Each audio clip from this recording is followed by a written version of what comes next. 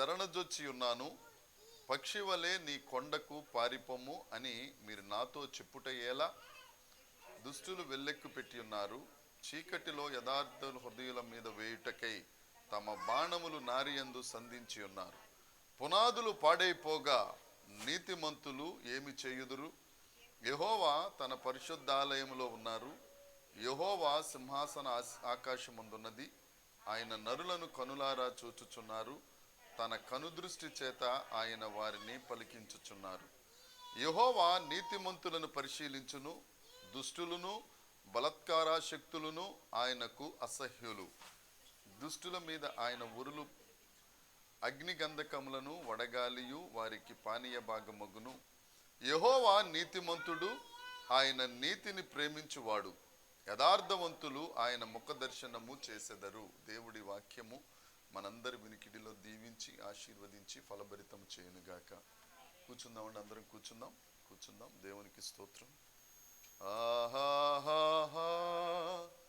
లేలుయా, ఆహాహా లేలుయా, ఆహాహా లేలుయా, ఆహాహా లేలుయా, ఆహాహా లేలుయా, ఆహాహా లేలుయా, ఆహాహా లేలుయా, ఆమేన్. దేవునికి స్తోత్రం. 11వ కీర్తన, కీర్తనల గ్రంథము 11వ కీర్తన, దావీదు గారు వ్రాసిన కీర్తన.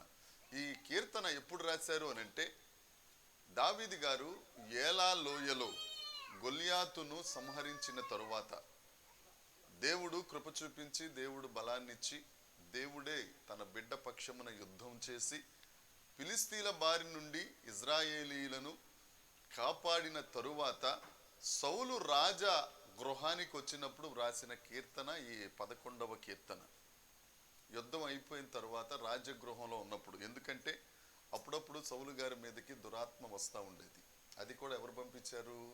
దేవుడే పంపించాడు. ఎందుకు పంపించారు? సౌలు గారికి ఉండవలసిన అభిషేకం కంటే వేరొక అభిషేకం, అంటే దావీదు మీద విషపు కన్నేసి దావీదు గారిని ఎప్పుడు చంపేద్దామని ప్రయత్నం చేస్తూ ఉండేవాడు. దావీదు దేవుని జ్ఞానముతోనూ దేవుని వివేకంతోనూ నింపబడిన ఆయన. ఇప్పుడు ఆలస్యమైంది కాబట్టి ఆ వివరాల్లోకి వెళ్లకుండా నేను టూకీగా చెప్తానండి. ఆయన దావీదు జ్ఞాన వివేకాలు కలిగినోడు. దావీదు జ్ఞానం చూసి సౌలు గారికి భయం వేసేస్తుండేది. ఎప్పుడోకప్పుడు నా దేశాన్ని, నా రాజ్యాన్ని ఈయన హస్తగతం చేసేసుకుంటాడు. యోనాతాను నా తర్వాత రాజు అవ్వాలి, కానీ దావీదుకున్న జ్ఞాన వివేకాలను బట్టి దావీదు నా తర్వాత రాజు అయిపోతాడు. ఎందుకంటే దావీదుతో ఎవరు 5 నిమిషాలు మాట్లాడినా దావీదు పక్షం అయిపోయేవారు. ఎందుకంటే జ్ఞాన వివేకములు కలిగిన వాడు దేవుని జ్ఞానంతో మాట్లాడాడు కాబట్టి తప్పకుండా విషపు కన్నేశారు. అది కూడా ఇంకొక కారణం ఏంటంటే, వారిద్దరూ గొలియాతును చంపిన తరువాత ఏలాలోయ యుద్ధ భూమి నుండి రాజ్యంలోకి వస్తూ ఉంటే ఆడోళ్ళందరూ ఊరుకోకుండా ఒక పాట పాడారు. ఏం పాట పాడారు? సౌలు 1000 మందిగాను దావీదు 10,000 మందిగానని పాడారు. పాడేసరికి రాజుగారికి తల కొట్టేసినట్టు అయిపోయింది. ఇదేంట్రా, నా పక్కనున్న అసిస్టెంట్ కూడా కాదు, ఈ బొడ్డోని పట్టుని బాలుని పట్టుకుని 10,000 మందికి అనేసరికి అయ్యగారికి ఎక్కడ లేని కోపం వచ్చేసి, గర్వం వచ్చి, చిరాకు వచ్చేసి దావీదు మీద విషపు కన్ను నిలిపాను.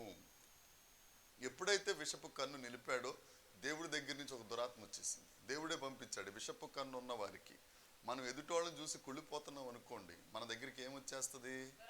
వచ్చేస్తుంది. ఎక్కడి నుంచి వస్తుంది? రెడీగా ఉంటుంది. వచ్చిన తర్వాత ఆయన దగ్గరికి దురాత్మ వచ్చినప్పుడల్లా దావీదు గారు ఆ రాజగృహంలో ఉండి వీణ వాయిస్తూ ఉండాలి. ఆ సింఫోనీ అని అంటారు, ఇంగ్లీష్లో సింఫోనీ అని ఉంటుంది, తెలుగులో వీణ వాయిద్యము, సంగీత నాదము, స్ట్రింగ్స్ ఇన్స్ట్రుమెంట్ ఆయన ప్లే చేస్తూ ఉంటే ఈయన ప్లే చేసినంతసేపు ఆ దురాత్మ పక్కకి వెళ్ళిపోయేది. ఇప్పుడు పక్కకి వెళ్ళిపోయింది కదా, రాజుగారు సుఖంగా నిద్రపోతున్నారు, సంగీతాన్ని ఆస్వాదించని దావీదు గారు లేచి పైకి వెళ్ళంగానే ఆ గుమ్మం దాటగానే మళ్ళీ ఈవిడ వచ్చేది. నేను గుమ్మంలోంచి వెళ్ళేవాడు, ఆవిడ కిటికీలోంచి వచ్చేది. మళ్ళీ ఆయన వచ్చి మళ్ళీ ప్లే చేయవలసిన పరిస్థితి. ఇవన్నీ చూసి ఇలా కాదని వీణ వాయిస్తున్నప్పుడు ఈటది ఇసిరేసి చంపేద్దాం అనుకున్నాడు దావీదుని. కుదరలేదు. ఎప్పటికప్పుడు దావీదుని చంపేద్దామని ఆలోచన సౌలు గారిది. ఎందుకంటే విషపు కన్నేశాడు, నా తర్వాత రాజు అయిపోతాడు. పోని అలాగని చెప్పి యోనాతాను రాజు అవుదామా అనుకున్నాడంటే లేదు. యోనాతాను దావీదు గారికి హృదయమునంటినవాడు. బైబిల్లో రాసి ఉంటుంది, యోనాతాను దావీదు పట్ల స్త్రీలు చూపించే ప్రేమను చూపించాడట. అంటే ఇప్పుడు ప్రేమ చూపించేది ఎవరు? స్త్రీలు. అప్పుడు సంగతి, ఇప్పుడు సంగతి కాదు. కాలం మారింది కాబట్టి వీళ్ళు కూడా మారారు, తప్పులేదు.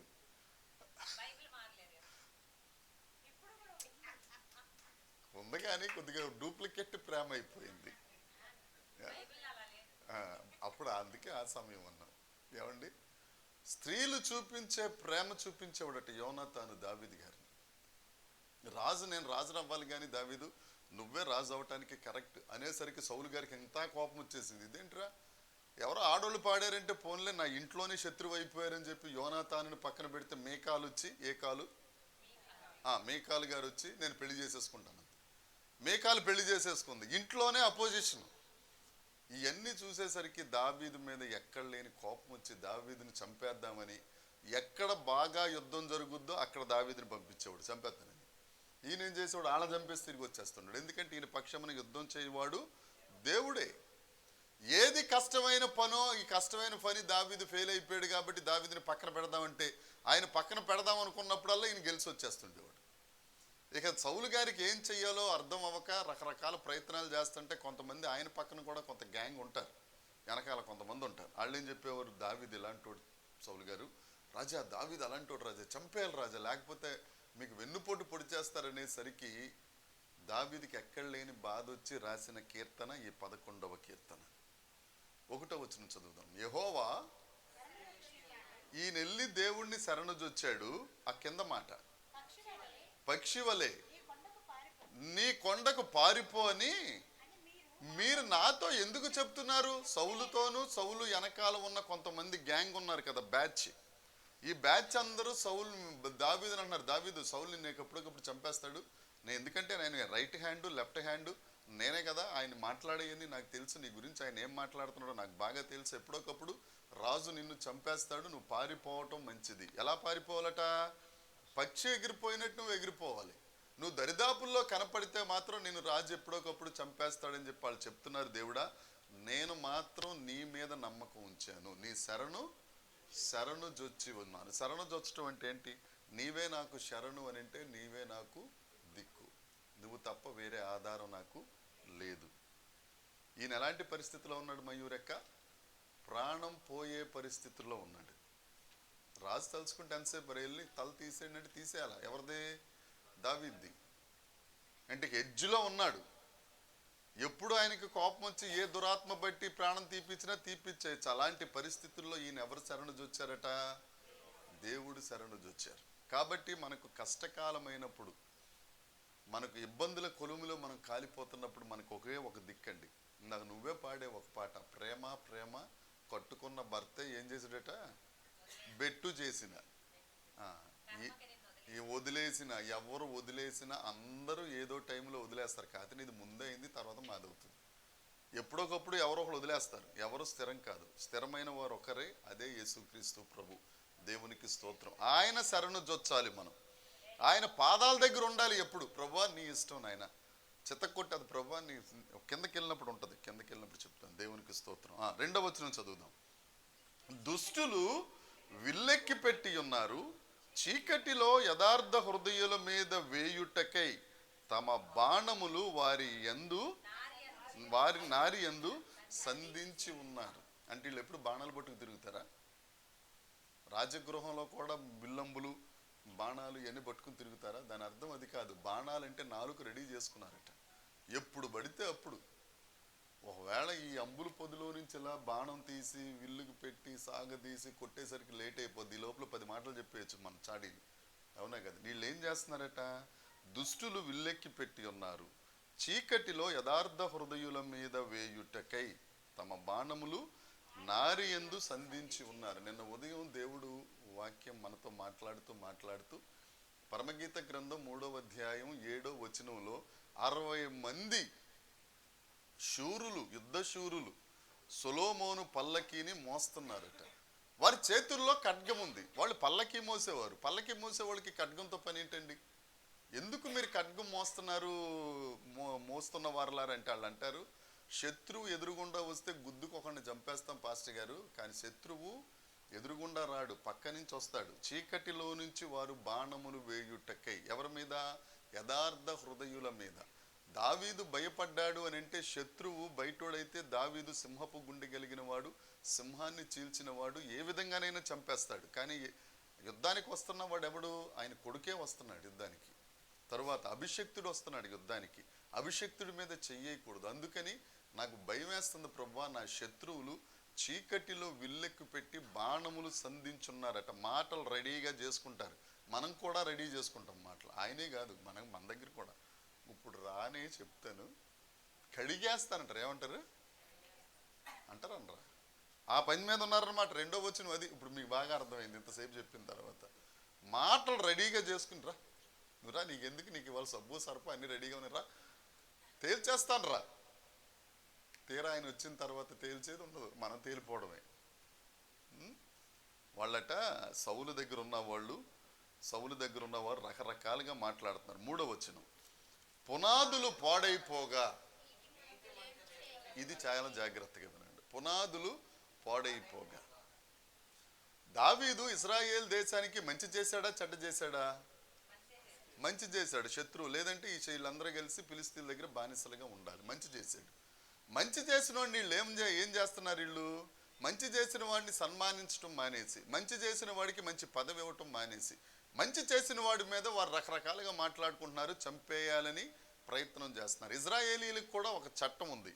ఆ చట్టాలన్నీ పాడైపోయి దావీదుకి వ్యతిరేకమైపోయి రాజుగారి పక్షానికి వెళ్ళిపోయాయి. ఎందుకంటే రాజుగారి ప్రసన్నత కోరుకుంటే కాస్తంత భోజనం దొరుకుతుందని అక్కడ ఉన్న న్యాయాధిపతులే కానీ, మంత్రులే కానీ సౌలు రాజు పక్షాన ఉన్నారు. కానీ ఉపకారం చేసినా లేకపోతే దేవుని అభిషేకం పొందిన దావీదు పక్షాన ఒక్కరు లేరు. అందుకనే పునాదులు పాడైపోయినాయి, చట్టాలు పాడైపోయినాయి, నీతి నియమాలు పాడైపోయింది, బుద్ధి పాడైపోయింది, రాజు పాడైపోయాడు, మంత్రులు పాడైపోయారు. పునాదులు పాడైపోగా నీతిమంతులు ఏం చేస్తాం? ఆత్మీయంగా తీసుకుంటే ఆజ్ఞలు మనం అనుసరించడం మానేశాం. 10 ఆజ్ఞలు దేవుడు మనకిచ్చింది. ఎక్కువ మాట్లాడితే ఆదికాండం నుంచి ప్రకటన గ్రంథం వరకు 629 ఆజ్ఞలు ఉన్నాయి. 10 ఆజ్ఞలే పాటించట్లేదు. అందుకని యేసుక్రీస్తు ప్రభు ఏం చేశారు? 10 వద్దులేరా అబ్బాయి, ఎన్ని చాలు? 2 చాలు. పిల్లలు కూడా 1 ముద్దు, 2 హద్దు, 3వది అసలు వద్దు. అందుకని యేసుక్రీస్తు ప్రభు కూడా ఇవ్వలేదు. మీరు ఎందుకంటే మీ వల్ల కాదు, ఈ 2 ఆజ్ఞలు పాటించండి అంటే ఆ 2 ఆజ్ఞలు కూడా పాటించడం మానేశారు. ఈ మధ్య పిల్లలకి అంటం కూడా మానేశారు కొంతమంది సెలబ్రిటీలు. ఆ మిషన్ కూడా కాదు, అదేదో ఏంటండి, అది నోరు తిరగదు నాకు, కొద్దిగా మాంసం ఎక్కువ తింటాం కదా, సరోగసి. ఎవరి గర్భంలోనూ పుడితే వీళ్ళు తీసుకొచ్చి మా అమ్మాయి, వాళ్ళకి ఎవరికో పుట్టింది, పోనీ ఆ వీర్యకణం ఎవరిదన్నా తర్వాత సంగతి అండి. ఇదేం కర్మ అండి? దేవునికి వ్యతిరేకంగా కదా ఇది చెప్పింది. దేవుడు ఏం చెప్పాడు? ఆదికాండం 3వ అధ్యాయం 15వ వచనంలో, ఏదేం తోటలో నువ్వు పాపం చేసి బయటకు వచ్చావు కాబట్టి నీ ప్రసవ వేదన అధికమవుతుంది, ఎవరి పిల్లలు వాళ్ళే కనాలంటే ఎవడో పిల్లలు వీళ్ళకంట. ఏమైపోతుందంటే రాకడకు దగ్గరైపోతున్నాం. ఇవన్నీ రోమాపత్రికలో ఉంటాయి.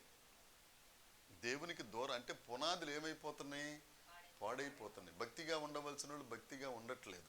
నిన్న కూడా మాట్లాడుకున్నాం, ఎవరు చెల్లెమ్మ నేను, ఇదివరకు రోజుల్లో ప్రసంగాలంటే కొట్టినట్టే ఉండే. ఈ రోజుల్లో ప్రసంగాలన్నీ వాగ్దానాలే. కొట్టినట్టుగా ఉంటే ఒక్కరు రారు.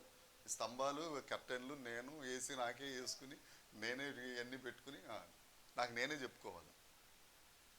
ఇదివరకు ఎలా ఉండేది అని అంటే పాపం గురించే చెప్పేవారు. నువ్వు పాపం చేసావా, నువ్వు మరణిస్తావు, నువ్వు శుద్ధి చేసుకో అని వాక్యాలు ఉండే. ఇప్పుడు అవన్నీ పోయినాయి. దేవుడు నిన్ను ఆశీర్వదించునుగాక, నీకు 1 కారు ఉందా, దేవుడు 10 కార్లు ఇచ్చునుగాక, 1 స్టీరింగ్ ఉందా, 10 స్టీరింగ్ ఎలా ఉంటాయి. ఇది ఆశీర్వాదాలే తప్ప ఇంకొక మాట రావట్లేదు. పునాదులు ఏమైపోయినాయి? పాడైపోయింది. కాబట్టి యేసుక్రీస్తు నామాన దేవుడు మనతో మాట్లాడుతున్నారు. ఆజ్ఞలను మనం అనుసరిద్దాం. దావీదు వలె, దావీదు ఆజ్ఞలను అనుసరించేవాడు కనుక దావీదు దేవునికి ఇష్టానుసారుడైన మనుషుడయ్యాడు. ఇంకెక్కువ మాట్లాడితే భక్తులు చెప్పినట్లుగా హృదయానుసారుడు అంటే దేవుడు హృదయంలో ఏముందో దావీదు గారు చేసేస్తుండేవాడు. ఇప్పుడు మా ఆవిడకి నేను హృదయానుసారుడిని అయిపోయాను అనుకోండి, నేను సెల్లారిలో ఉన్నానని సీసీ కెమెరాలో చూడగానే నా కోసం కావాల్సింది ఏదో రెడీ చేసి పెడుతుంది. ఒకవేళ ఏమాత్రం తేడా వచ్చింది అనుకోండి, తలుపు కొట్టినా తలుపు తీయదు. ఒకవేళ నువ్వు హృదయానుసారురాలి, నువ్వు చప్పట్లు కొట్టండి అమ్మా, మాట కన్నా కొట్టండి అమ్మ, మీకు దండం పెడతాను. దేవునికి హృదయానుసారులు అంటే దేవునికి ఇష్టమైంది మనం చేస్తాం. దేవునికి ఇష్టమైంది ఏంటి ఒక మాటలో చెప్పాలి అని అంటే, దేవుని చిత్తం ఏంటి ఒక మాటలో చెప్పాలి అంటే, ప్రతి విషయమునందును దేవునికి కృతజ్ఞతాస్తుతులు చెల్లించుట యేసుక్రీస్తునందు అది దేవుని చిత్తం. ప్రతి విషయంలో కృతజ్ఞతాస్తుతులు చెల్లించాలి. ప్రతి విషయంలో. పోయిన శుక్రవారం కూడా ఇదే మాట చెప్పుకున్నాం. సృష్టి దేవుణ్ణి స్తుతిస్తూ ఉంది. సృష్టిని దేవుడు శపించేసినా కానీ సృష్టి దేవుణ్ణి స్తుతిస్తూ ఉంది. దేవుడు మనల్ని ఎప్పుడూ శపించడు. శపించే ఆయన దేవుడే కాదు. మన దేవునికి ఉన్న లక్షణం ఏంటంటే ఆయన ఎల్లప్పుడూ ఆశీర్వదిస్తాడు. ప్రాణం తీసేసినా కానీ ఆశీర్వదిస్తున్నాడు. సిలువేసేసి రకరకాల మాటలు మాట్లాడి రొట్టెలు తిన్న చేతులే రాళ్ళు ఇసిరేస్తున్నా, తండ్రి వీరేం చేస్తున్నారు వీరికి తెలియదు కనుక వీరిని, మనమేమని ప్రార్థన చేస్తాం, ప్రభు వాళ్ళు ఒక రాయి ఇసిరారు నాయన, 100 రాళ్ళు ఒక లారీ లోడ్ తీసుకొచ్చి వాళ్ళ మీద వేసే ప్రభు అంటాం మనం. ఏమండి, దేవుడు ఎప్పుడు శపించడు. నువ్వు ఎంత గుండెల్లో పొడిసేస్తున్నా, గుండెల మీద తన్నేస్తున్నా, దేవుడు మాత్రం భరిస్తానే ఉంటాడు. ప్రేమ కలిగిన దేవుడు. కాబట్టి మన బ్రతుకులలో ఆజ్ఞలు అనే పునాదులు సరిగ్గా ఉండాలి. పునాది కరెక్ట్గా లేకుండా బిల్డింగ్ కరెక్ట్గా ఉండదు. అంటే ఇప్పుడెక్కడ ఉన్నాయి పునాదులు, పిల్లర్లు అంటే పిల్లర్లు ఉన్న బిల్డింగ్లు కూడా బోల్డ్ కూలిపోతున్నాయి. నిన్న కాక మొన్న అలహాబాద్లో ఒకటి కూలిపోయి 300 మంది చచ్చిపోయారు. ఒక బిల్డింగ్ కూలిపోయి. పునాదులు కరెక్ట్గా ఉంటే ఇల్లు బాగుంటుంది. ఇల్లు బాగుంటే నివాస యోగ్యంగా ఉంటుంది. దేవునికి స్తోత్రం. మనం ఆజ్ఞలు అనుసరిస్తూ ఉండండి. ఆజ్ఞలు నెరవేర్చడం కష్టమైన దేవుని మీద ఆధారపడండి. ఎందుకంటే మన పూర్ణ హృదయంతో, పూర్ణాత్మతో, పూర్ణ శక్తితో, పూర్ణ మనసుతో, పూర్ణ వివేకముతో మనం దేవుణ్ణి ఏం చేయాలి? ప్రేమించాలి. ఏమండి, ఆడవాళ్ళు ఉన్నా కానీ ఇప్పుడు మా కూతురు తప్ప అందరూ పెళ్ళైన వాళ్ళే కాబట్టి చెప్తున్నాను. పెళ్ళైన తర్వాత మురికి బట్టలతో మొదటి రాత్రికి పంపిస్తారా ఆడమ్మాయిని? చెప్పరే. ఏ బంగారు కిలో సొత్తున్నాం చెప్పవే. పంపించరు, అలంకరించి పంపిస్తారు. మరి దేవుడి సన్నిధికి వెళ్ళినప్పుడు మురికి బట్టలు, పిచ్చి పిచ్చి బట్టలు, చండాలం ఎలాగెళ్తాం అసలు మనం? నేను చర్చకొచ్చినప్పుడు ఇస్త్రీ బట్టలు వేసి, చర్చకొచ్చినప్పుడు కాదమ్మా, నువ్వు రహస్యంగా దేవుని దగ్గర ప్రార్థన చేస్తున్నప్పుడు, నీ భర్త దగ్గరికి నువ్వు వెళ్తున్నప్పుడు, నీ ప్రాణప్రియుడి దగ్గరికి నువ్వు వెళ్తున్నప్పుడు, అందుకే ముసల్మాన్స్ చూడండి, వాళ్ళు ఎప్పుడు వెళ్ళినా కానీ సెంటు గింటు కొట్టుకుని వెళ్తారు. సెంటు ఎవరితో, నిన్న ఎవరితో మా ఇద్దరు మాట్లాడుకున్నాం. సెంటు వాసన వచ్చేస్తుంటుంది వాళ్ళ దగ్గర, పరిమళ వాసన. నువ్వు దేవుని దగ్గరికి వెళ్ళినప్పుడు శుభ్రంగా వెళ్ళాలి. హృదయం శుద్ధిగా ఉండాలి, శరీరం కూడా శుద్ధి. ఒకవేళ నీకు మరీ కాయ కష్టం చేసుకుని నువ్వెక్కడో నీ వర్క్ స్పాట్లో ఉండి దుమ్మి ధూళి అయిపోతే దానికి నేను కాదని అంటలేదు. శుభ్రంగా ఇంట్లో ఉన్నప్పుడు కూడా ఓ పక్కనేమో స్టవ్ మీద ఇజులు పెట్టి, అదే కుక్కర్ పెట్టి అది కీ అంటూ ఉంటే నువ్వు గో అంటే ఎక్కడవుతుంది? దేవుడు కూడా గో అంటాడు. పునాదులు పాడైపోగా నీతిమంతులు ఏం చేయగలరు? దేవునికి స్తోత్రం. తర్వాత ఎవరికైనా కనపడితే 5వ వచనం చదవండి. యెహోవా నీతిమంతులను పరిశీలించును, దుష్టులను, బలత్కారాసక్తులను అసహ్యులు, ఆయనకు అసహ్యులు. యెహోవా నీతిమంతులను ఏం చేస్తాడట? పరిశీలిస్తాడు. నీతిమంతులను పరిశీలిస్తాడు ఆయన. అబ్రహాము గారు నీతిమంతుడు. ఒకే ఒక్క కొడుకు 25 సంవత్సరాల తరువాత, అంటే దేవుడు వాగ్దానం చేసిన 25 సంవత్సరాల తరువాత కొడుకు పుట్టాడు. కొడుకు పుట్టిన తర్వాత ఆదికాండం 22వ అధ్యాయంలో దేవుడు ఏం చెప్పాడు? నీవు ప్రేమించుచున్న కుమారుణ్ణి, ఏకైక కుమారుని తీసుకొచ్చి బలి, మామూలు బలి కాదు, దహన బలివు. దహన బలి అంటే ఏం చేయాలండి? ఏం చేస్తుంది? బలిపీఠం మీద కాల్చేస్తుండాలి. కబాబుల్ని కాలుస్తారే, అది కొద్దిగా మాంసం ఉంటుంది, బూడిదిలా కాల్చేయాలి. పరిశీలించాడా లేదా దేవుడు? మనల్ని కూడా పరిశీలిస్తాడు. పరిశీలించువాడు దేవుడు, శోధించువాడు అపవాది. పోయిన వారం కూడా మనం మాట్లాడుకున్నాం. పరిశీలించేది దేవుడు. పరీక్షలు వచ్చినాయి అనుకోండి, తర్వాత ఏమొస్తుంది? ప్రమోషన్ వస్తుంది. ఇప్పుడు వీళ్ళు పిల్లలు చదువుతున్నారు, వాళ్ళకి యాన్యువల్ ఎగ్జామ్స్ వస్తాయి. యాన్యువల్ ఎగ్జామ్స్లో పెద్ద పరీక్షలు అంటారు. రాసిన తర్వాత నెక్స్ట్ ఏమవుతుంది? మళ్ళీ నేను ఇదే క్లాస్ చదువుతానంటే ఒప్పుకుంటారా? తర్వాత ప్రమోషన్ ఇస్తుంది, ఇంకో క్లాస్లోకి వెళ్ళాలి. నీకు పరీక్ష వచ్చిందంటే దేవుడు కూడా నీకు ప్రమోషన్ ఇస్తాడు. అంటే ఇప్పుడు నువ్వు పరీక్షలో ఉన్నావు, శోధించేది మాత్రం సాతాన్. ఎందుకంటే ఆ ఫలం బాగుంది, తింటే బ్రహ్మాండంగా ఉంటుంది, దాని రంగు బాగుంది, రుచి బాగుంది, వాసన బాగుంది. అపవాది వచ్చి తినే, నీకేం కాదు, దేవుడు తినొద్దు, తినే, నీకెందుకు దేవుడు, నువ్వు దేవుడిలాగా అయిపోతావు, తినే అనేసరికి అమ్మగారు పోయారు, తినేసింది. కాబట్టి ఆడవాళ్ళు చాలా జాగ్రత్తగా ఉండాలి. శోధనలో ఎక్కువ పడేది ఆడవాళ్ళే. పాస్టర్ గారు మీకు ఆడవాళ్ళు అంటే పడదు, ఈ మాటలు కాదు, నిజం చెప్తున్నాను. శోధనలో పడేవారు. ఇప్పుడు బొమ్మనా బ్రదర్స్, చందన సిస్టర్స్కి వెళ్ళాం. ఎన్ని చీరలు కొనడానికి వెళ్తారు మీరు? ఒకటి. నిన్న కూడా మేము వెళ్ళాల్సింది పృథ్వీ గారి వల్ల ఎట్టగా తప్పింది కాస్త.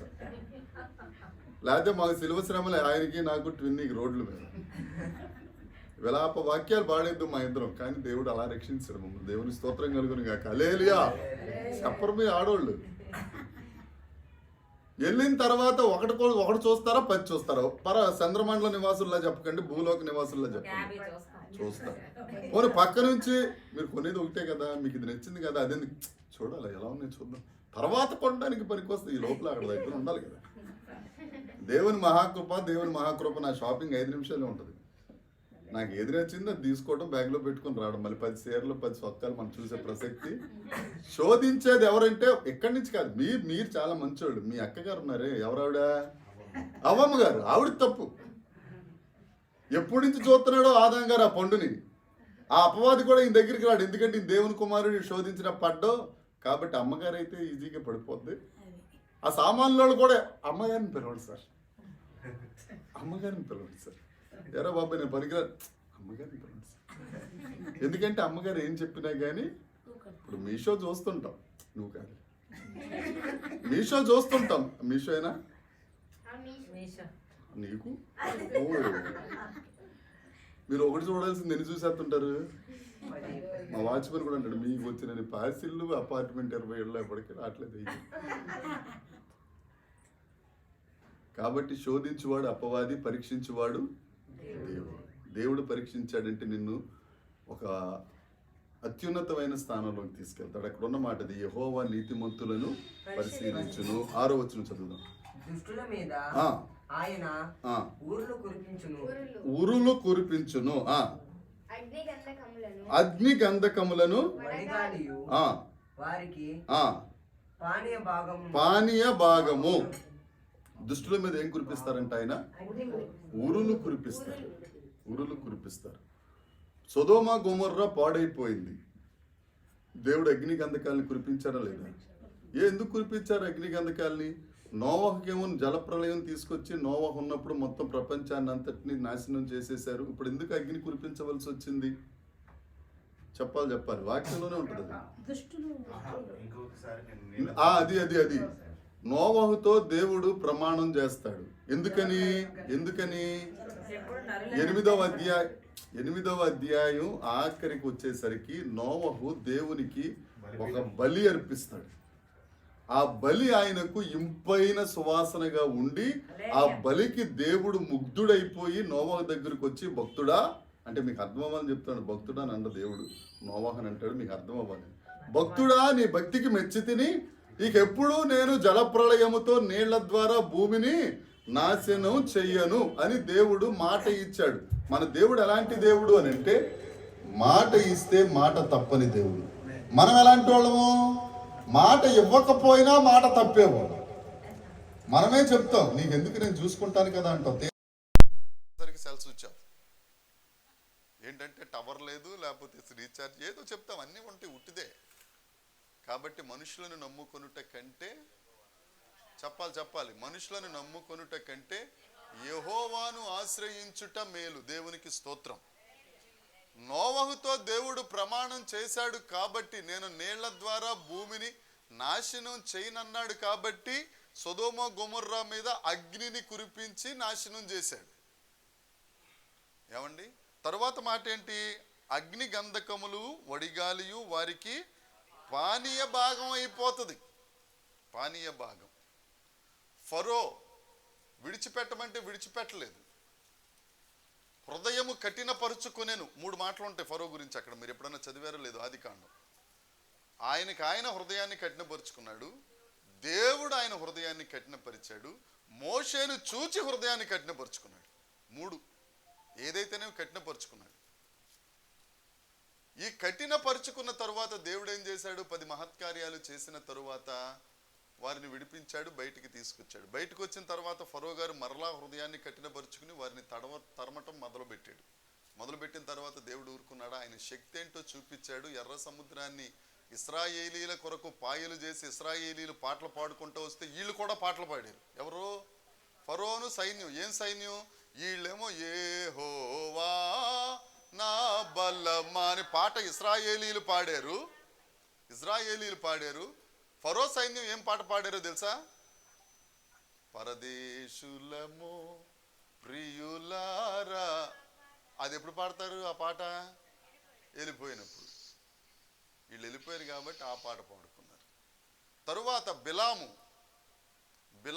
బిలాము దగ్గరికి దేవుడు వచ్చి చెప్పాడు, బిలాము నువ్వు వెళ్ళొద్దు, ఆ సోది సొమ్ము తీసుకోవద్దు అని చెప్పాడు దేవుడు. అయినా కానీ ఈయన తీసుకున్న తర్వాత చెప్పించడానికి అటు ఇటు వెళ్ళాడు. తర్వాత బిలాము ఏమైపోయాడు? ఆత్మహత్య చేసుకుని చచ్చిపోయాడు. మొర్దుకై, హామాను మొర్దుకైకి మంచి ఒక ఉరికంబాన్ని తయారు చేసి ఎక్కడ పెట్టాడు? మన 4 రోడ్ల జంక్షన్లో పెట్టాడు. పెద్ద లైట్లు పెడతారు కదా, ఆ లైట్లు పెట్టినట్టు పెట్టి దాని మీద ఉరి తీస్తే మొత్తం ఊరందరూ చూడాలని ఆయన కోరిక. దేవుడు ఏం చేశాడు? ఎవరి కొరకైతే ఉరికంబాన్ని ఎవరు తయారు చేశారో ఆ వారికి మీదకే తీసుకొచ్చాడు. ఇక్కడ ఉన్న మాట అదే, అగ్ని గంధకములు వడగాలియు వారికి పానీయ భాగం. ఆఖరికి వారి భార్య గారు చెప్పారంట, నువ్వు పెట్టుకోక యూదుడితో ఎందుకు పెట్టుకున్నావు? అవునా కదండి? యూదుడు అంటే అర్థం ఏంటి? స్తుతించేవాడితో ఎందుకు పెట్టుకున్నావు? ఇప్పుడు రేపొద్దున చిరంజీవి చౌదరి దగ్గరికి వెళ్ళి అరే బాబు నీకు అనవసరంగా సస్పెండ్ ఆర్డర్ వచ్చేసింది, వాళ్ళతో ఎందుకు పెట్టుకున్నావురా? పెట్టుకున్నావు. ఆ ప్రాంగణంలో ఉన్న ఆవిడతో ఎందుకు పెట్టుకున్నావు?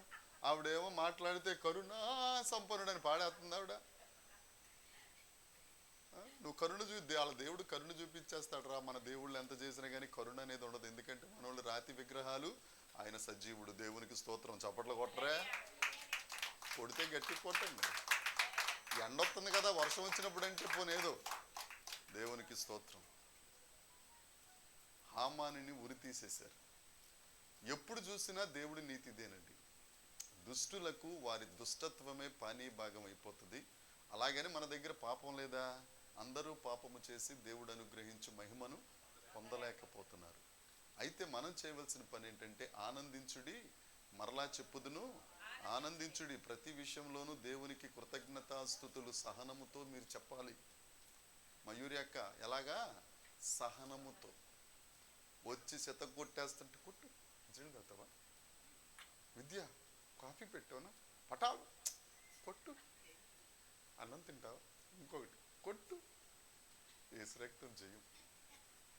ఇదేంద్రి ఇది అని బయటికి వెళ్ళి ఆలోచించుకుని మళ్ళీ వస్తాడు. ఇలా వేసి ఏదో ఒక రోజు దేవునికి స్తోత్రం. ఎందుకంటే బైబిల్లో ఉన్న మాట చెప్తున్నాను. అవిశ్వాసి అయిన భర్త ఎలా మారతాడట? భార్య విశ్వాసం వలన. దానికి పాస్టమ్మ గారే ఉదాహరణ. ఆవిడ దగ్గర ట్రైనింగ్ తీసుకో ఈ విషయంలో మాత్రం. మిగతా సబ్జెక్టులోకి వెళ్ళకు. ఆవిడ దీనికే హెచ్ఓడి, దేనికి దెబ్బలు తినడంలో హెచ్ఓడి ఆవిడ. మిగతా వాటిలోకి వెళ్ళామనుకో నువ్వు హెచ్ఓడి అయిపోతావు తర్వాత. నీకు ప్రార్థన చేసినప్పుడల్లా ఎక్కడో ఒక్కడ శరీరం పగిలిపోవాలి, రక్తం వస్తే కానీ ఊరుకునేవాడిని కాదు. ఆ సహనం, ఆ ఓర్పు తీసుకొచ్చి ఇక్కడ నిలబెట్టింది. దేవునికి స్తోత్రం. హల్లెలూయా. మొదట దేవుడు, రెండవది ఆవిడే. లేకపోతే మనం ఎక్కడ ఎందుకుంటాం? అసలే గోరోజును ఎక్కువ నాకు. ఏమండి, దేవుణ్ణి స్తుతిద్దాం, దేవుణ్ణి స్తుతిద్దాం. స్తుతేనండి మన పరిస్థితులను మారుస్తుంది. మరొకసారి చెప్తున్నాను. ఓకే, ప్రార్థన చేయి, వాక్యం చదువు, దేవుణ్ణి స్తుతిస్తూ నువ్వు దేవుణ్ణి స్తుతించి నువ్వు దేవుని దగ్గర మోకరించు. దేవుడు నీకు ఎలాంటి మర్మాలు తెలియజేస్తాడో నేనే సాక్ష్యం. నేను ఎక్కడ ట్రైనింగ్ అవ్వలేదండి, నిజం చెప్తున్నాను. రాత్రి ఆ టైం కాడ వచ్చి ఈవిడ వెళ్ళి నిద్రపోయి కృపావార్త రికార్డ్ చేసుకుని అప్లోడ్ చేసుకున్న తర్వాత ప్రభా 119వ కీర్తన 10వ 18వ వచనం చదువుకుంటే నిద్ర వచ్చేస్తుండేది ఒక పక్కన. నిద్రలో రాత్రి నిద్రపోయినప్పుడు ఇచ్చాడు వాడు ఇచ్చే వాక్యం. అది ఒకసారి ఆ పాపమ్మక్క గారి ఇంటి దగ్గర ఎప్పుడో హరినాథపురం 2వ లైన్లో ఉన్నప్పుడు ఆవిడ ఇనప భోజనం పెట్టినప్పుడు చెప్పిన వాక్యం అది. దానికి కొన్ని మాటలు కలిపి దేవుడు, కొన్ని సందర్భాలు కలిపి దేవుడు నాతో మాట్లాడిన మాటలు దేవుడు మీతో మాట్లాడబోతున్నారు. దేవునికి స్తోత్రం. దేవుణ్ణి స్తుతించండి. 7వ వచనం, యెహోవా యథార్థవంతులు ఆయన ముఖ దర్శనము చేసేదారు. దేవుని ముఖము మనం రాజకుమారి చెల్లమ్మ గారి ఇంటి దగ్గర మనం ధ్యానించినప్పుడు ఈ వాక్యం మనం ధ్యానించుకున్నాం. యథార్థత కలిగి ఉంటే మనం దేవుని ముఖాన్ని చూస్తూ ఉంటాం. దేవునికి స్తోత్రం. హల్లెలూయా. సినిమాలు ఇదివరకంటే 11-12 సినిమాలు వచ్చేస్తుండే సంవత్సరానికి ఒక హీరో. ఇప్పుడు 2-3 సంవత్సరాలకు కూడా ఒక సినిమా రావట్లేదు. ఫ్యాన్స్ అందరూ ఏమైపోతున్నారట, ఎలా తెలిసిందని అంటే మొన్న ఒక ఆర్టికల్, నాకు పనే ఉంది ఇంకా ఇంటి దగ్గర, ఈ కొసరం చూడడం ఆర్టికల్స్ చదవటం. అక్కడ రాశారు ఆ సినిమా హీరో కొరకట్ట ఫ్యాన్స్ వాళ్ళు బట్టలు చింపేసుకుంటున్నారట ముఖదర్శనం కొరకు. తీరా ఏమొస్తుంది, ఏళ్ళ జేబులే ఖాళీ అవుతాయి. కానీ మన దేవుడు అలా కాదు. ఆళ్ళతో పోల్చడం కాదు కానీ అర్థం అవ్వాలని చెప్తున్నాను. యథార్థవంతులు దేవుని ఏం చూస్తారట, ముఖ దర్శనం. నువ్వు కళ్ళు మూసుకుని దేవుని దగ్గర యథార్థంగా దేవుడిని స్తుతిస్తూ ఉంటే దేవుడు వచ్చి చంటి పిల్లల యొక్కయు బాలుర యొక్కయు స్తోత్రముల మీద ఆయన ఆసీనుడైన దేవుడు. నువ్వు దేవుని ముఖం చూద్దాం అనుకుంటున్నావా, చూడకూడదు అనుకుంటున్నారా చెప్పడం ముందు. దేవుని ముఖం ఎంతమంది స్తుతించడమే దేవుణ్ణి. మరలా చెప్తున్నాను, ఈ మధ్య ఎక్కువ చెప్తున్నాను. ఉదయాన్నే 3 గంటలకి కష్టమే. అలాగని చెప్పి ఆయన మన కొరకు ప్రాణం పెట్టడం కూడా మహా కష్టం. పెట్టాడు కదా ఆయన, పెట్టినందుకు కష్టపడదాం. 3 గంటలకు అలారం పెట్టుకోండి. ఒక నిర్ణయం తీసుకోండి, ప్రభువా 2024 నుండి నేను 3 గంటలకు లెగిసి ఏం ప్రార్థన, ప్రభువా నాకు అది ఇవ్వు, ఇది ఇవ్వు, ఆరోగ్యం ఏం వద్దు, దేవా నీకు స్తోత్రం. నీకు మాట రావట్లేదా, కళ్ళు మూసుకుని దేవా నీకు స్తోత్రం. కళ్ళు వస్తే కుమ్ములు పాడడం చదువు, కళ్ళు ఎలా తెరిసి దేవా స్తోత్రం అని చెప్తా ఉన్నాడు. దేవుడికి హృదయం కావాలి. ఆమేన్. స్తుతించి చూడండి. ఒక నెల ముందు ఒక 5 నిమిషాలతో మొదలు పెట్టండి, తర్వాత 10 నిమిషాలు ఆటోమేటిక్గా పెరుగుద్ది. మీరు నెల అయ్యేసరికి గంట పెరుగుద్ది. చూడండి దాని ప్రతిఫలం ఎలా ఉంటుందో చూడండి. సర్వ శరీరమునకు ఆరోగ్యం. సంవత్సరం క్రితం పద్మ చెల్లి హాస్టల్ దగ్గరికి ప్రాణం దగ్గర వెళ్తే నిలబడలేను అని చెప్పేసి ఆవిడ నడువు నొప్పి. అవునా కదండి, మెట్లెక్కి వస్తుంది. ఇప్పుడు స్తోత్రం చెప్పరా, మీరు చెప్తారు కదా ఎలాగోనా. దేవుణ్ణి స్తుతించటమేనండి ఏ పరిస్థితుల్లో ఉన్నా. ఇది మీరు బండ గుర్తుగా పెట్టుకోండి. ఇంకా ఏ పరిస్థితుల్లో ఉన్నా దేవుణ్ణి స్తుతి. ఒకవేళ ఎవడన్నా వచ్చి నేను వెనకాల నుంచి గుద్దేసిన హల్లెలూయా దేవుని స్తోత్రం అనండి. కరెంటు పోయినా హల్లెలూయా దేవునికి స్తోత్రం. దేవుడు తప్పకుండా సహాయం చేస్తాడు. దేవుడి మాటలు దీవించిన గాక. నిలబడదాం. దేవునికి స్తోత్రాలు ఏ విధంగా చెల్లిస్తారో చూద్దాం. ఇవాళ కరెంట్ ఉన్నప్పుడు కాదు, కరెంట్ లేనప్పుడు ఎలా స్తుతిస్తారో చూద్దాం. నిలబడదాం.